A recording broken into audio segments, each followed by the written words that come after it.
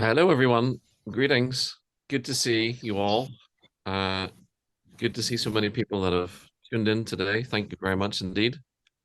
There's a few more people just stepping over the threshold of the door, so to speak, as we speak. So, welcome. Thank you all for coming. Uh, my name's Dr. Gary Smyth.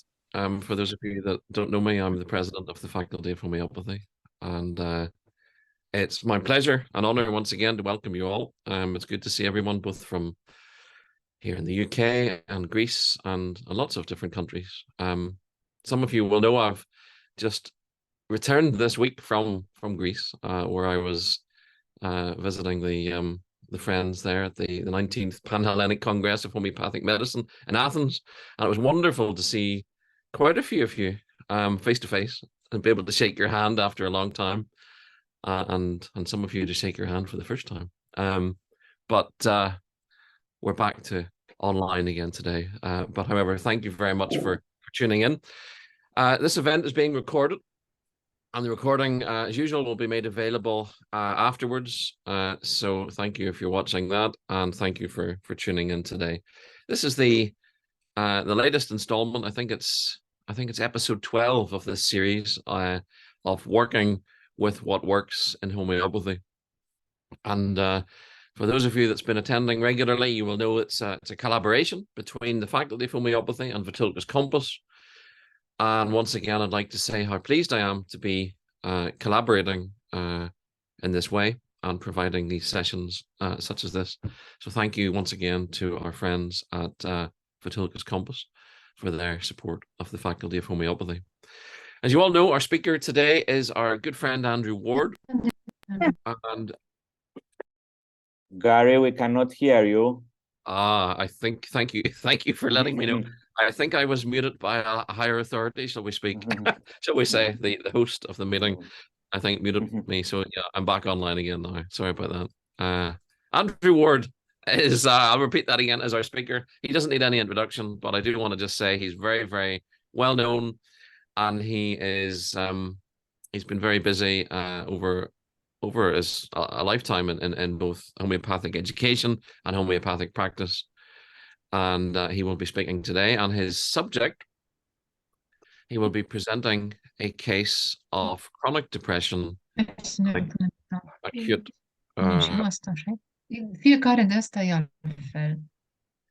I think, Lefteris, if you try to mute instead of muting everybody, because that'll mute me, mute individuals. Yes. That would be good. This. Yes. Okay. So yes, a case of chronic depression and acute paroxysmal panic disorder treated with classical homeopathy. And again, Andrew will be showing us how a correctly chosen homeopathic medicine can bring about really profound effects and lasting healing, and showing us how using Vithoulkas Compass software in particular can be very, very helpful at choosing that correct prescription. So I'm looking forward to the presentation once again. I hope you find it interesting and informative. If you have any questions, please do add them to the chat box as we go along, and then we can pose those to Andrew after the presentation is over. So once again, keep your microphone on mute. Great if you can keep your video on, which would be wonderful, but keep your microphone on mute. And I will hand over now to Andrew for the rest of the presentation. Thank you. Thank you very much, Gary, for your usual generous introductions. Welcome everyone to this, I think, the 12th presentation we've done in collaboration with Vithoulkas Compass and the Faculty of Homeopathy. Just like to say that we'll be fielding questions. So if you want to put any questions in the chat, then Lefteris will be filtering these and looking at these at the end of the presentation too, so we can do some questions and answers. So I think those of you who don't know me, maybe you can see me, I think now. And I've been working for about 34 years now in homeopathy, various trainings, but largely 25 years spent in Ionissos in Greece with Professor Vithoulkas, and running various private, and for 14 years I ran a NHS practice with a group of doctors. Sadly, all this funding went many years ago. So, and has never come back, but we live in hope, and homeopathy may be brought back into the system one day. So I'd like to present to you a case. Let me share. This case is from 2017 mainly. It's a few years ago.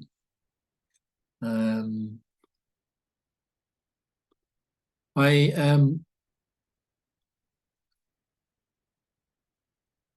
realized only this morning that I hadn't written up the whole case in the case notes here.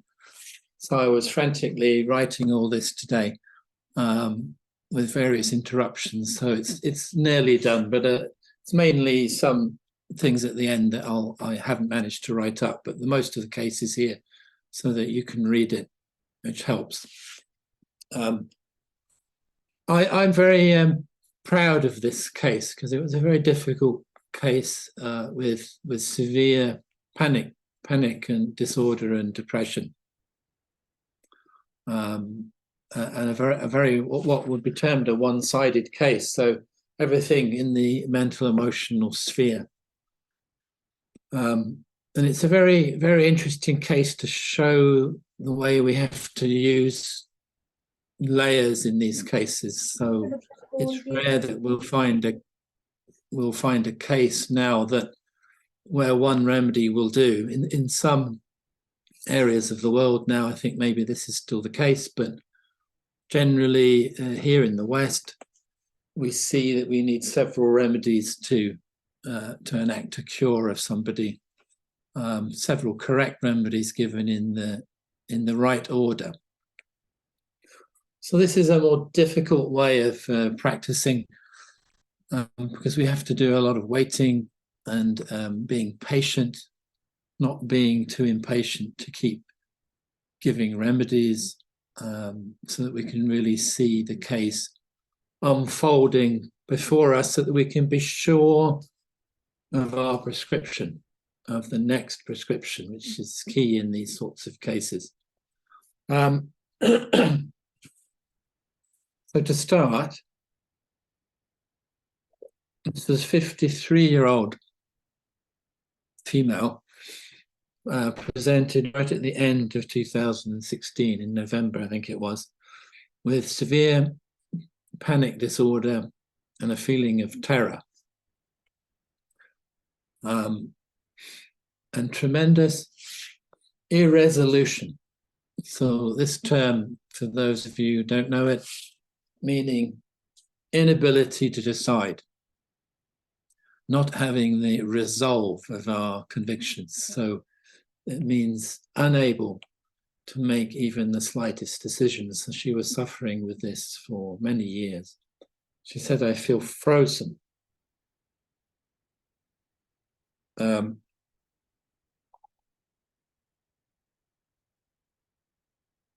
Now, she had been married for 10 years after a lot of trauma in her life. And she said he's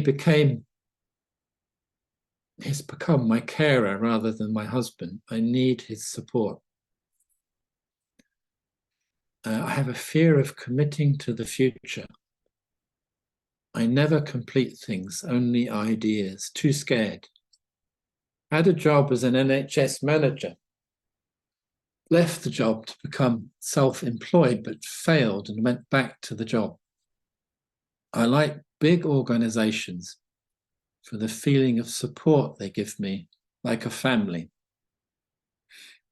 She's not in touch with her family, doesn't have any children, so she's 53, doesn't have any children, and she opened the conversation saying, I still would like one. which of course struck me as very strange that she was still considering this at 53. I mean, seriously considering it. She tried 2 times IVF and had frozen eggs for storage in Spain, where they said they could still help her achieve this goal at 53. History was brought up in Africa and sent back to boarding school in the UK every term. So it was a religious school with nuns. This was from 11 to 18 years old. So actually had been separated from her parents a lot. And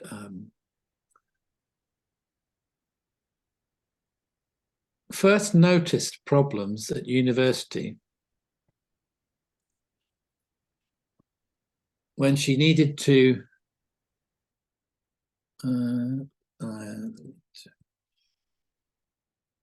I've been doing this in a hurry. Needed to go out and socialize, but couldn't do it.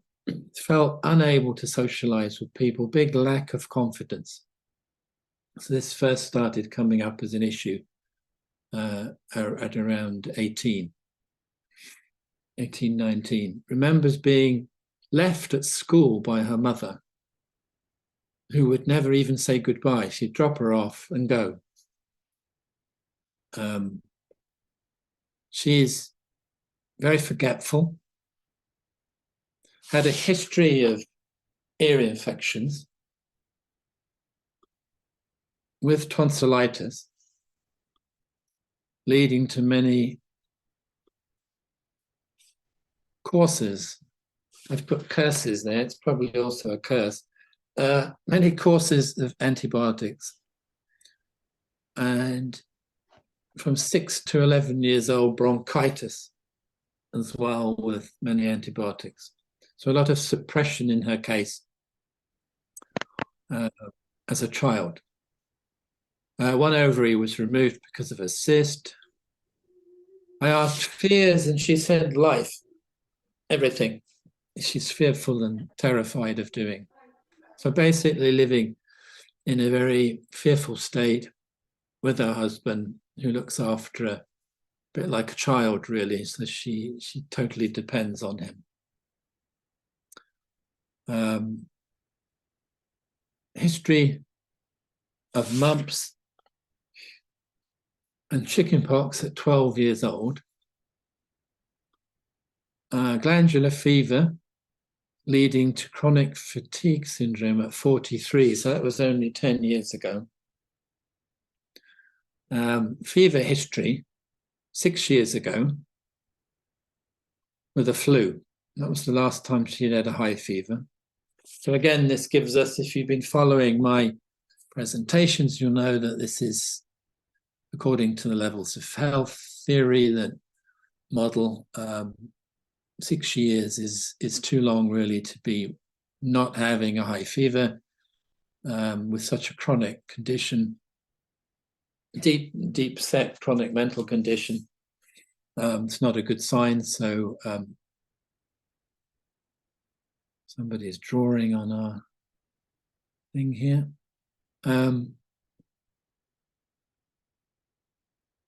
Medication. So she's taking Seroxat, 10 milligrams daily. So this is the case. Very anxious person. And so the initial analysis, so we'll have a look at Compass now. We'll see my initial analysis in the November. And here we have 8 symptoms I put in: lack of confidence, cowardice. So this encompasses her state where she feels unable to go and face or do anything. She had a fear in small spaces, forgetful, irresolution in high degree. And sighing, there was some sighing that she had and a couple of food things. She was craving chocolate and couldn't have gluten, like many people intolerant of gluten. Okay, and we have here degrees. I've put this in, so the higher degrees. Mainly, you see in this case, we've got it's mainly mental symptoms. You see very few physical symptoms in this case, very one-sided. So we'll see. I think probably it's clear to most people what the remedy would have been with this. We see with this degree of irresolution, we think of remedies like Brita carbonica and anacardium mainly. We see Brita here very clearly indicated in the main mental symptoms. And second, we have anacardium, which we have to distinguish between these two remedies. But if we look at her case in terms of her dependency, but also there's a history, as I mentioned, of ear infections and tonsillitis, tonsil problems. And this gives us a bit of a clue to Brita carbonica. And we can here in Compass, if we want to look at the remedy at this point, we can open the Natura Medica, and we've got Vithoulkas notes here, which is a unique feature of Vithoulkas Compass. And we see here this idea of immaturity. And this sums up this lady in that she's reached 53, but doesn't feel like she's done anything, and feels totally dependent. And one of the clues is that she feels that she's still thinking about having children at 53. So it's like she's missed out some point of her life when she should have had them and is still thinking about it. So a kind of immaturity with, as we see, lack of confidence, depending on other, needing protection, this idea, weak memory, all these factors were in the case. And we see here irresolution. Can't take any responsibility. Forgetfulness. History, you see recurrent tonsillitis. When we hear about this history, we need to think about this remedy. Also sometimes with hair loss in young people, biting nails, which she didn't, but that's another keynote of Brita. So we see here, go back to the case. And we see Brita. Now here we have something I've shown you before, metadata. This is some very useful tips that Compass have introduced. You'll see this symbol, which will give you some information. Comparative information about remedies. Sometimes it's from Professor Vithoulkas, sometimes it's from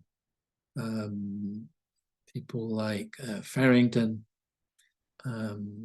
sometimes Vasilis Gegas. So here we've got a distinction between palladium and Brita carbonicum, which is an interesting distinction. Sometimes we need to make that distinction. Here we've got another one between R2, Brita, and anacardium. It says individuals who can present both of them a lack of confidence. Brita has limited mental abilities, where anacardium can be very intelligent. And generally, anacardium can face challenges, unlike Brita, who remains immature. So in this case, it's fairly obviously this remedy, not anacardium. So, back to the case.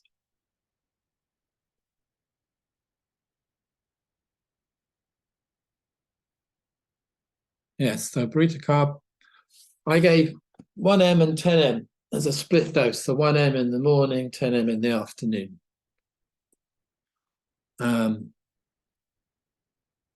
Reasonings for that is the remedy was very clear, but also it's on a mental level, so it needs to be higher potency. Now the follow-up for this, we've got quite a lot of follow-ups in this case. It's over about a year, over a year period. Had an aggravation with diarrhea and retching after 1 week after taking the remedy. Started to feel less petrified.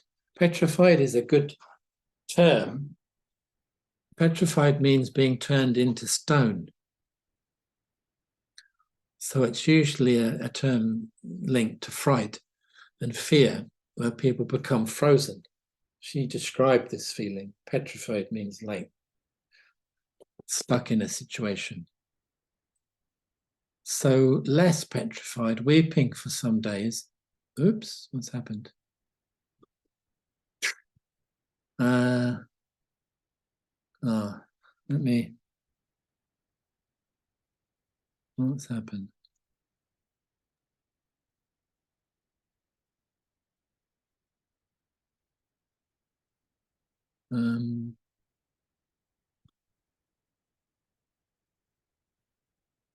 Okay. That's better. Sorry, something went wrong with the sizing of the screen there.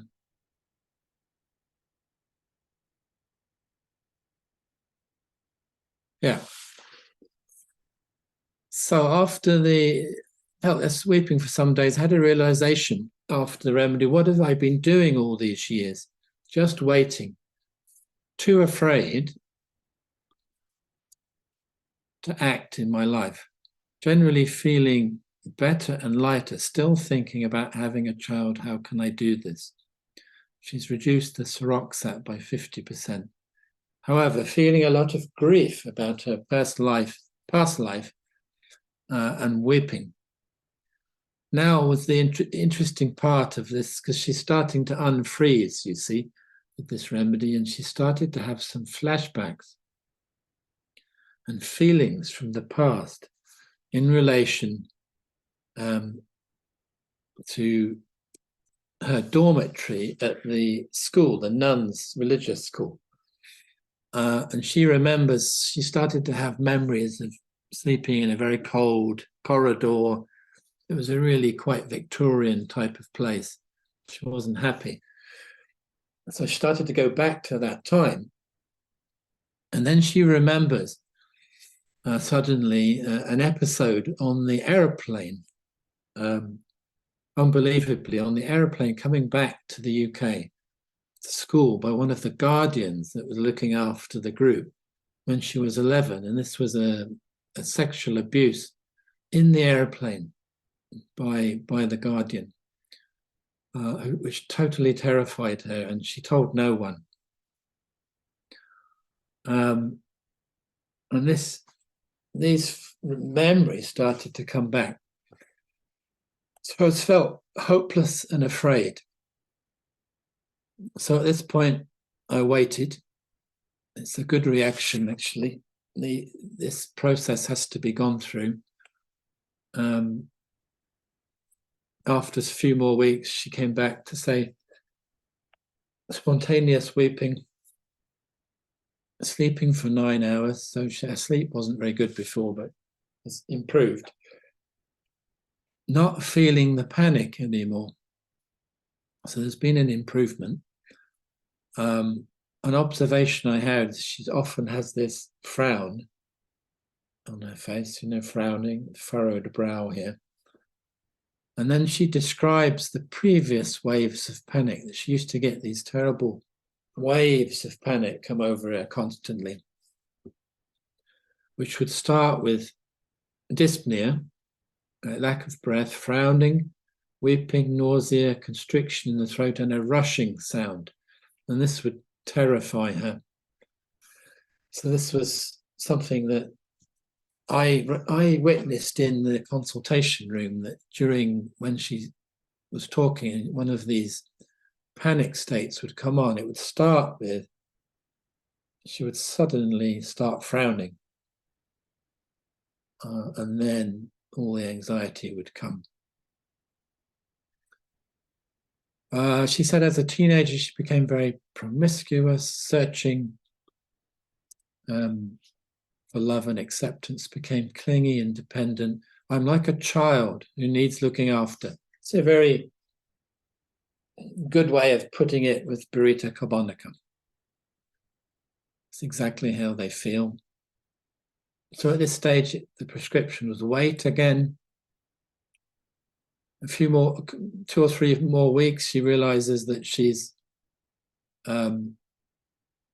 disassociates herself a lot. So she'd been totally disassociated, really, and frozen. Now she's aware that she comes and goes, often not present, in her head in a frantic state, hurried, but feels more positive overall. Is a resolution the same?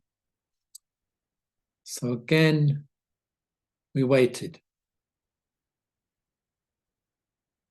And then next follow-up, losing weight, thirsty, has some attacks of genital herpes, regularly dreams of rape, dreams of babies, and packing luggage.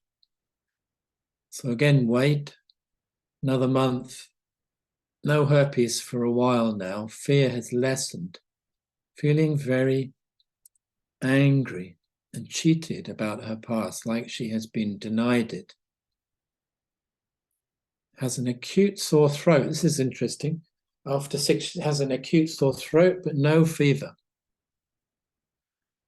Feels abandoned, like a baby left alone. Feels more present now, but it's more painful to realize all these things about her life. Sudden waking up to how I have been and what I've been doing all these years. And this was the difficult managing this case, was the thawing out process, where she starts to feel all the pain of all the years that have passed and the grief. I had another acute, but with no fever. Emotionally feeling horrible. Had an idea of suicide, but wouldn't do it because of her dogs. She's got 2 dogs. I want to go to a desert island where someone's safe and be looked after. Dreams of being pregnant. Again, wait. Another month, she came back. Her husband has left her, has met another woman. So the panic all came back. With the loss of her one security and dependency on him, needing reassurance, weeping, jealous, can't stop crying, but has realized the relationship was not a good one because she depended on him too much. And she told me a story, which was unbelievable, but of how he was. That once when they were in France on holiday, they had an argument in the car and he threw her out the car and drove back to the UK. And just left her there in France with no money or luggage. And she had to make her way back. So suddenly she realized this perhaps wasn't a good relationship, but still, it was her security. So she went back to him after that incident. So at this point, I decided to intervene, and can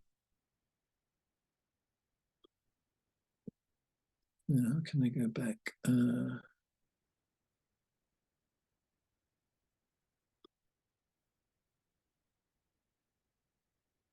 Okay.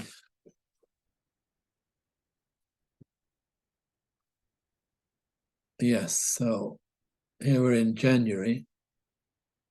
No, April, sorry. Journal entry analysis.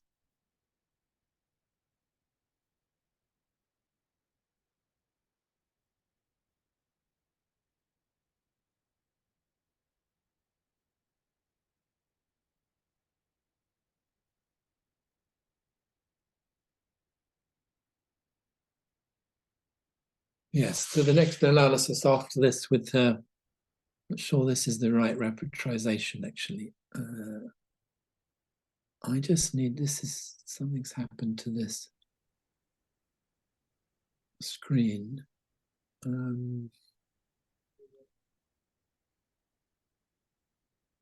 Okay.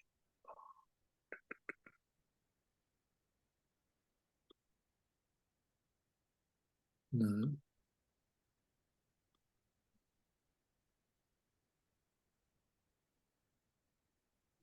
Okay.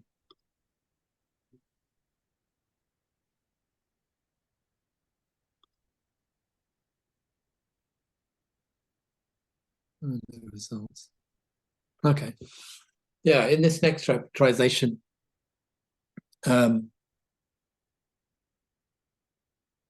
I've brought in, actually we could have put in here feeling alone in the world, these kind of things, and we still got Burita here, but pulsatilla coming up, also very irresolute and feeling very tearful. So I decided to give her pulsatilla 1M, as we see here, which was actually April 2017. And then here we have it. Okay. So after the pulsatilla, a feeling of hopelessness and helplessness. Actually, the pulsatilla didn't, in my opinion, do anything really. Hopeless, helpless, angry and violent to her ex-husband. It's her house, but he won't leave. Feeling of lack of self-worth, unbearable. So I waited some more weeks. And then, this is the key episode in the case, is that she arrived at my clinic. This was June the 17th. I remember she arrived at the clinic in an emergency and came in unannounced in a terrible emergency panic state, a state which I'd never seen before in somebody. Hard to describe, but in such a acute, anxious state, restless. She was pacing around the room. It was a slightly scary state. Deep frown on her face, pleading for help. She was saying, "Please help me, please help me." Just unbearable agony. And she said, "It's like my skin has been torn off and all my nerves are exposed, like I will disintegrate or shatter and dissolve into nothing, like she was going to disappear." She was howling with grief. And at this point, I had to make a decision whether to send her to the hospital or not, because it's to witness these things you normally would only see in a psychiatric hospital. But luckily, I remembered a presentation by Professor Vithoulkas once in Greece of a particular remedy he described in this way, which he presented in a very vivid way. And this remedy is Lefteris. If we can see the representation will come up here, will it? Yeah. So I just put in here despair, helplessness, and wrinkled forehead. And you see Lefteris. And we know it as it's not a remedy. I don't know how many of you have seen this remedy, but it's rare in my experience. And I've only ever seen one case acutely like this. And here we see despair, agony, tremendous anxiety and rolling of the head. So they can feel like, oh, please and they'll say things like, please help me, please help me. And they can have, there's various states. This is the acute state. There's a more chronic state where they have this blocking of their senses and are almost lost. But in the extreme state, he's in despair, rolling with the head side to side, vacant expression. And you see here the wrinkled eyebrows. You see, that means frowning. This was a keynote in her entire case, is that her eyebrows were wrinkled and frowning all the time. And it comes on with these acute panic states. So,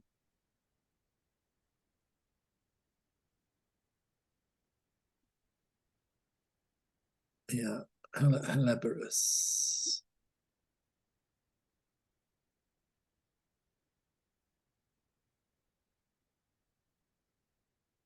I gave her several doses to take, like to take it every, it was so severe, I said take it every few minutes.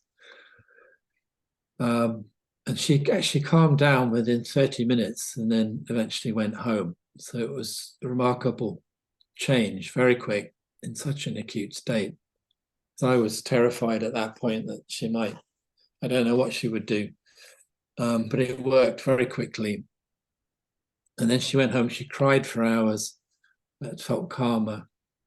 And then announced that she realized she couldn't have children. She was too old and wanted to adopt one now. So there's been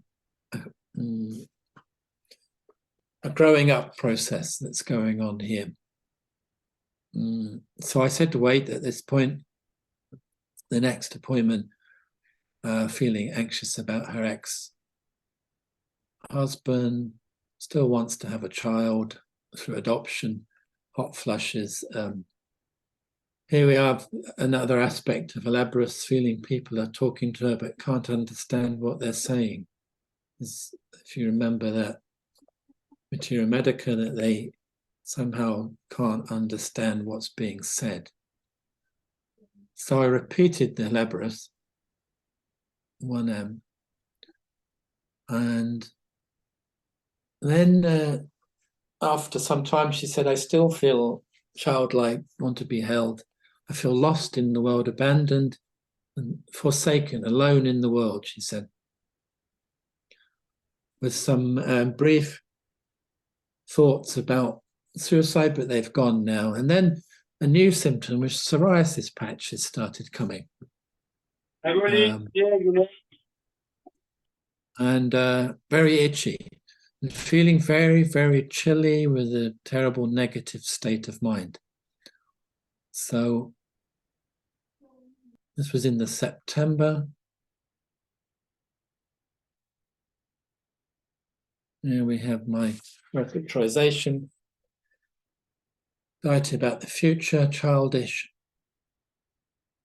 Vision she is alone in the world, thinks she's a child, despair, fear of poverty, forsaken feeling, sense of isolation, insecurity.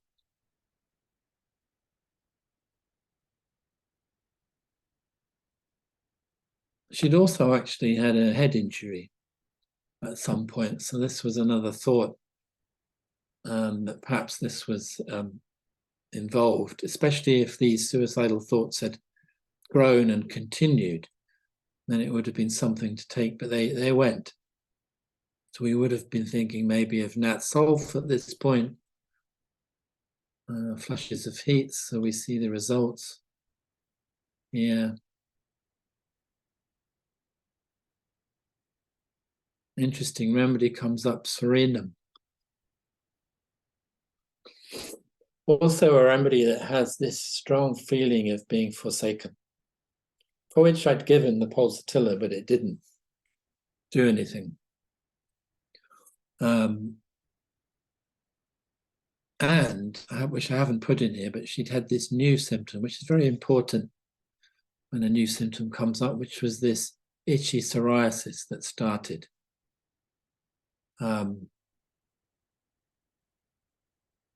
So just to speed up here a bit, this was on October 17th. She, after Serenum 1M, she developed an acute, first time in 6 years, with high fever for 3 weeks, on and off. She was vomiting, headache, sore throat, sweating, chills, and a 39-degree centigrade fever. It's a very good sign for us. She said she had a similar flu to this 11 years ago. Developed some old symptoms, sciatic pains, herpes.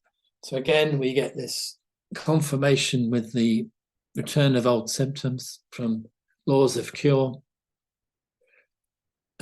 which we need to see in a case to know that it's progressing correctly. But she said, mentally, I feel much relieved, much calmer. She gained weight. On 17th, she started vomiting and diarrhea again. Much better mentally and emotionally, she said. And then on the 19th of October, she contacted me to say, you'll be pleased to hear I've had another sore throat and headache, but feel tired. Hot sweats have gone. My terror has gone. The first time she was able to say that her terror was gone. She says, I feel bright and cheerful in spite of these physical problems.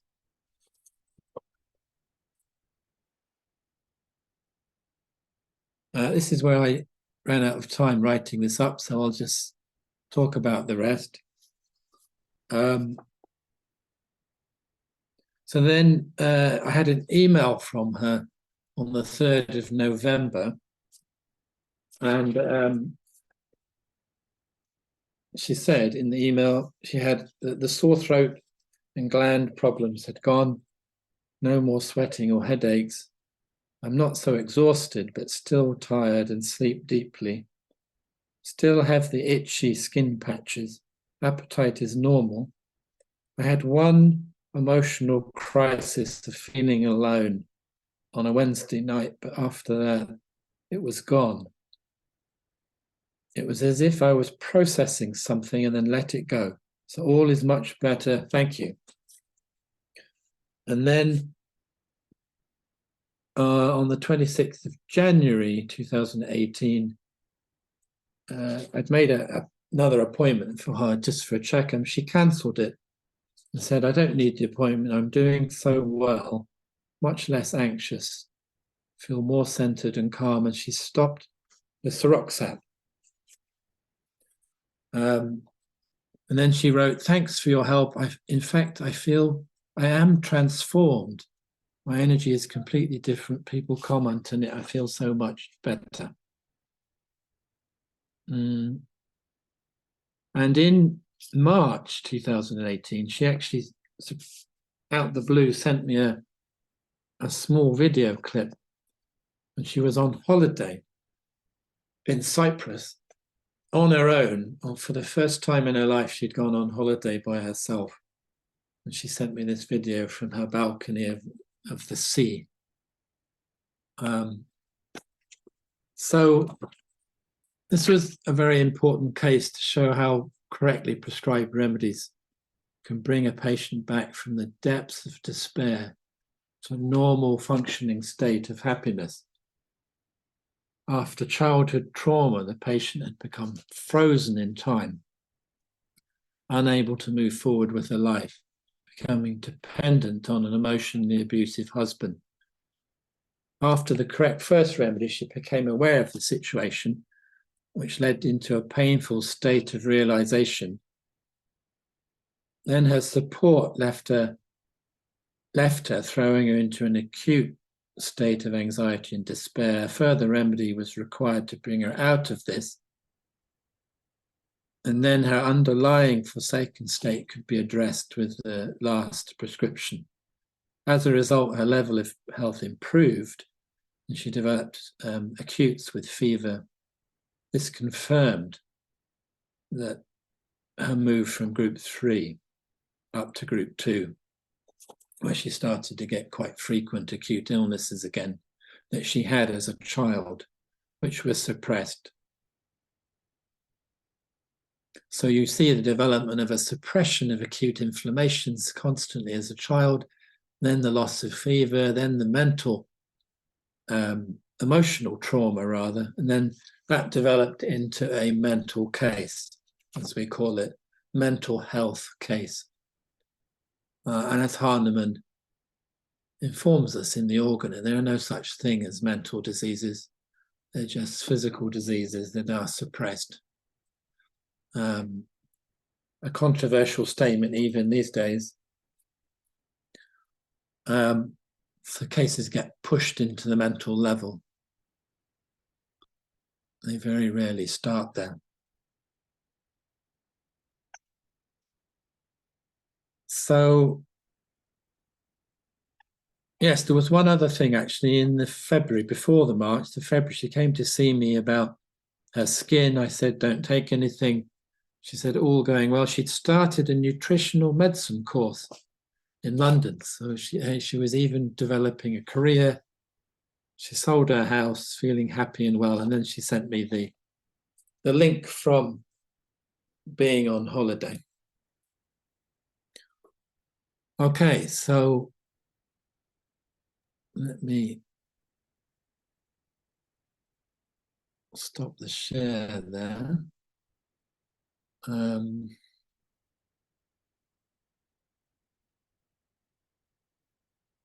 So we can move on to any questions. Thank you, Andrew, for this very interesting case that shows what homeopathy can do. And I liked very much the word that the patient used, the transformation, that she was transformed by the remedy. Thank you very much for this case. So we have a few questions, quite a few questions. The first one is some kind of dwarfishness a sine qua non? That means, is dwarfishness necessary for prescribing the Barita carbonica? Well, dwarfishness it's a very old term that people think meaning small in stature, but actually we understand Barita to mean more immaturity rather than dwarfishness to mean immaturity. We can use it as that, but the immaturity can be on any level. It can be an emotional immaturity like she had, or it can just be, they can be fine on that level. They can just have a physical immaturity. So they haven't got a normal development, let's say, which can be a simple thing. It doesn't have to be in the brain. It can be maybe one of their organs hasn't developed properly or it's too small. So it was interesting that you took the desire for children in such an age of over 50 as a kind of immaturity. Yeah, it was very interesting. Yes. Yes, it struck me as very strange that she still thought it was possible. You know. Okay, and the other question has to do with this, the desire for children. Why was desire for children not chosen as a rubric? Desire for children? Yes. I don't think we have a rubric desire for children, and I think desire for children there is one with one remedy. I don't think it is complete, but there is a rubric, yes. I wouldn't consider a desire for children as pathology, really. I would say it's normal. Yes. I don't really understand that symptom. Maybe it means an excessive desire for children. Maybe. Such a thing exists. Okay. So great case of waiting. How to know how long to wait during this painful process and ignore the 3 acutes, 2 colds, 1 of idea of suicide until she became weepy and the loss of her husband. So the question of waiting. It's a big question to answer. Yes. Yeah, I would say, I was going to mention this actually, but you know, this kind of information and this kind of understanding it's not easy to explain in a short period. But if people want to know, if there's anyone who wants to know more about how I practice or how how I do this or what this information is. I am starting a new course next year, online, 2-year course for practitioners to learn all this information. So you can contact me if you're interested in that. Short answer, difficult. I think if you feel the case is progressing well and they're not in danger, then you're okay to wait. I started to see big changes after the burrito carbonica. We waited many months and things were progressing all the time. I saw this process of unfreezing. Although it was a very painful situation, it's tempting to always intervene with remedies, but I think it's a mistake. I think we have to wait until there's a very clear way forward with a new remedy before we change it. So I'm learning to wait is one of the hardest things in homeopathy. It's true. Yeah. Okay. Another question about the dosing. Why choosing to dose on 2 doses and not 1? Yeah, this always comes up. Yeah, I guess I would say I wasn't sure about which potency would act deep enough. So I wanted to give both, but with a gap between them. So it's like giving a single dose, but 2 different potencies. So a split dose. I think it's just something I sometimes do. I can't really explain. I mean, you could either give 1M or 10M. I felt like both would be useful. Okay. The other one is a general question. If a child has 3 to 4 episodes of ear infections in a year, what level of health are they on? 3 or 4 a year with fever. Yes. Ear infections. Yes. Oh, the cat's biting me. We would say 3 or 4. That's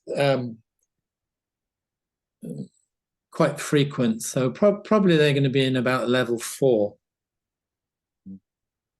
Okay.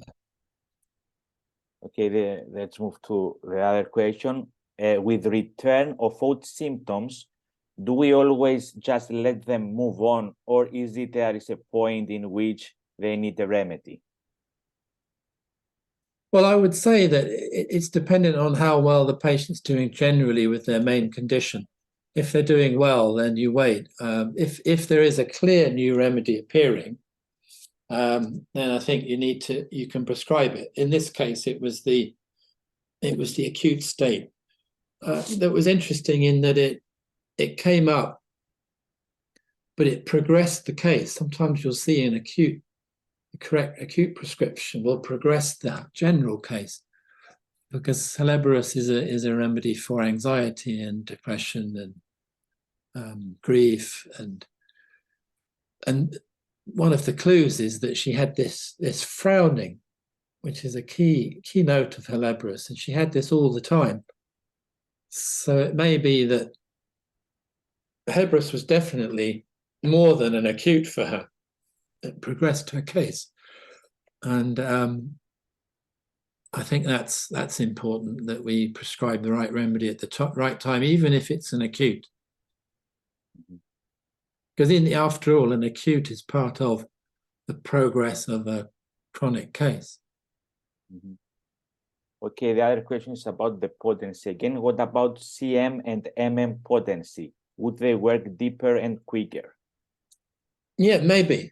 I don't really use them much, but yeah, possibly they would. Of course, we don't know really with these potencies. I tend to not go above 10M generally.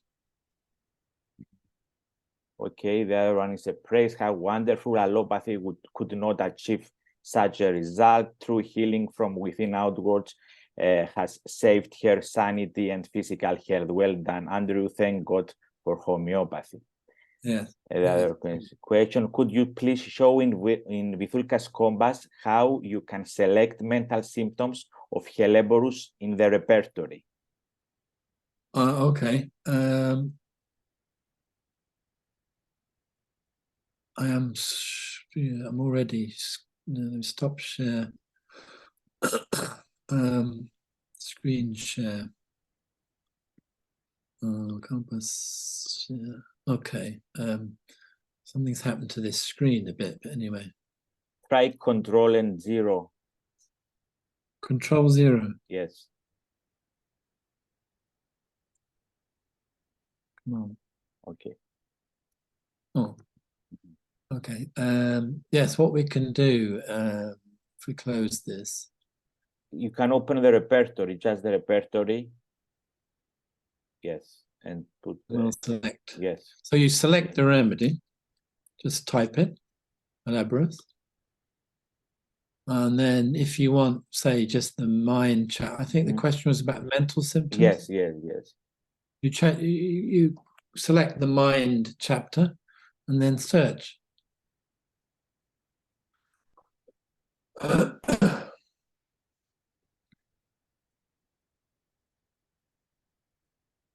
And here it will give you a nice readout of all of them. You see there are a lot. Look at all the mind symptoms. It's probably at least 100 there. It's a very important remedy. You've got 5 of them in 4th degree. Anxiety, despair, irresolution. Do you remember? She had this from the beginning, and I gave Burita, but it didn't actually help that. It helped her in aspects, but it wasn't until she had the Lefteris and the Srinam that all that irresolution went, and she started a new career, sold her house. So you see irresolution, Lefteris. Great. Another question: Did the patient had any symptoms on chronic fatigue? Yeah, well, she did feel tired all the time, but that improved a lot after these remedies. Yeah. Okay. The other question is about the dosing, the posology, how you give the remedy. Do you give your doses as a wet dose or a dry dose? Dry dose, usually. Dry dose. Okay. I'd just like to show here, if you see this symptom, which is exactly her symptom, disposed to frown during fever with confusion. Yes. So we see frowning. We have lycopodium, we have her Lefteris. So these observational symptoms useful sometimes. Yeah. Okay. Okay. I think that's it. Thank you very much, Andrew, for this wonderful case. And we'll be in touch for your next presentation. Thank you very much. Yeah. Just say here's some information from Vithoulkas Compass about discount. Yes.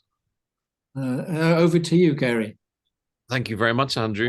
First, I want to take the opportunity and thank Gary Smyth for being with us, for honoring us in the 19th Pan-Hellenic Homeopathic Conference. It was great to have him with us. Thank you very much, Gary, for being here. It was great to see you. Thank you, Lefteris. I thoroughly enjoyed my visit to Athens last weekend, and I would heartily recommend everyone on this call, if you haven't been to the Pan-Hellenic Congress of Homeopathic Medicine, then I don't know when the next one will be, but it's well worth a visit whenever it comes up again. And thank you very much, Lefteris, for your hospitality last weekend. And thank you, Andrew, for another great case, as someone said, transformative case. And as I frequently say, if it hasn't been published, then it should be published. That's a tremendous case. If anyone on the call would like to know more about Vithoulkas Compass software, then please contact our friend Eilina Abati, and her email address is on the screen. And you can have a 20% discount. And if you're a member of the Faculty of Homeopathy, you can avail of a 25% discount of a Vithoulkas Compass subscription. Next slide, please. And yes, if you're not a member of the Faculty of Homeopathy, please consider joining us. We do lots of educational events like this, either at free or at low cost. And membership of the Faculty of Homeopathy brings various other benefits as well, including a free subscription to the Homeopathy Research Journal and various other publications and various other membership benefits. We will be back again, we hope, in the new year with a further installment in this series. So please keep your eyes peeled for the details. And in the meantime, next slide, please. I would like to mention this very special event taking place on the 13th of January, when we will have Dr. Atul Jaggi speaking and presenting 2 cases of chronic kidney disease from the perspective of levels of health. That's Saturday, the 13th of January at 1 p.m. UK time. And you can find out more about that at the Faculty of Homeopathy website, or contact wherever you got the details for this particular webinar from. So I think that's everything from me. I would like to thank Andrew again for a great case, and Lefteris, and thank you to Vithoulkas Compass. And thank you to all of you for attending and for staying with us to the end. And we will be back again in the future, so keep your eyes peeled. But for now, good day to all, and thank you once again to everyone. Thank you very much, Gary. Thank you. Thank you. Thank you, Lefteris. Thank you. Bye, everyone.